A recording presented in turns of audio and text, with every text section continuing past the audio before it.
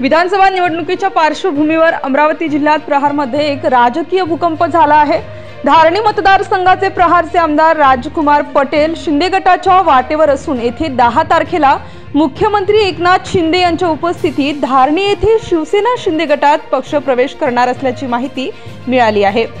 यामुळे आमदार बच्चू कडू यांना मात्र मोठा धक्का बसलेला आहे। प्रत्येकाचा राजकीय स्वार्थ असतो, त्यामुळे ती जात असेल त्यांची आम्हाला पर्वा नाही आहे। त्यांनी सुखात राहावे। एकनाथ शिंदेंनी आम्हाला एक घाव केला, आम्ही बदल्यात हजारो घाव आम्ही देव शिंदे गटाला सुद्धा याचे परिणाम भोगायला लावू। एकनाथ शिंदे यांनी एक खेळी खेळली, आम्ही 10 खेळी खेळू, त्यांचे परिणाम शिंदे गटाला भोगायला लावू।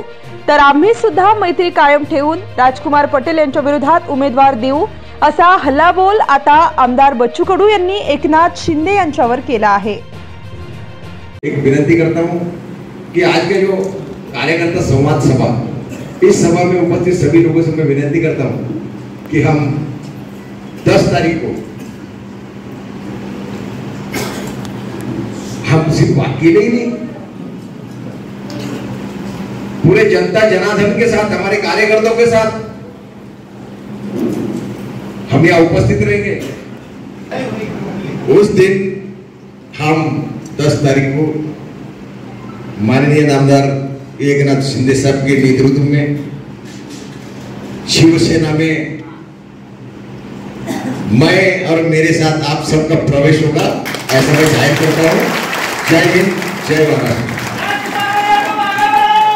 प्रत्येकाचा व्यक्तिगत आपापला राजकीय स्वार्थ असतो, त्या निमित्ताने ते गेले असेल, त्याची आम्हाला काही पर्वा नाही आहे। त्यांनी आहे तिथे एकदम सुखानं राहो। पण आम्ही शिंदे साहेबांना जो आत्ता आम्हाला एक घाव केलेला आहे, त्याचे हजारो घाव, त्याच्या बदल्यात आम्ही हजारो घाव देईल। शिंदे गटाला सुद्धा आम्ही या सगळ्या संदर्भात, त्यांनी एक खेळी खेळली, आम्ही 10 खेळी खेळू आणि त्याचे परिणाम शिंदे गटाला भोगायला लावू, अशा प्रकारच्या भूमिका निश्चितच समोरच्या काळात घेतल्या जाईल। आम्ही सुद्धा मैत्री कायम ठेवून राजकुमारजीच्या सोबत आमचा उमेदवार दमदारपणे तिथे उभा करू। अनेक लोक तुम्ही जाणार आहेत असे म्हणतात, काय जातील तुमचे लोक तुम्हाला सोडून? हां, काही राजकीय हेतून आलेले असतात, काही आर्थिक हेतून आलेले काही लोक असतात। काय होतं आहे का, कार्यकर्त्यामध्ये हौसे नवसे गवसे सगळेच असतात। काही जे विचारानं जुडलेले कार्यकर्ते असते ते जन्मभर राहतात आणि राजकीयदृष्ट्या आलेले लोक एकूण तिकून जाणं येणं चालू असतं। तर त्यांचा हा प्रवास सुखाचा जावो, प्रत्येकाचं राजकारण चांगलं व्हावं, पण आमचा लढा कमी होणार नाही। आमची लढाई कायम मजबूत राहील, त्याच्यात आम्ही किंचितही मागं हटणार नाही।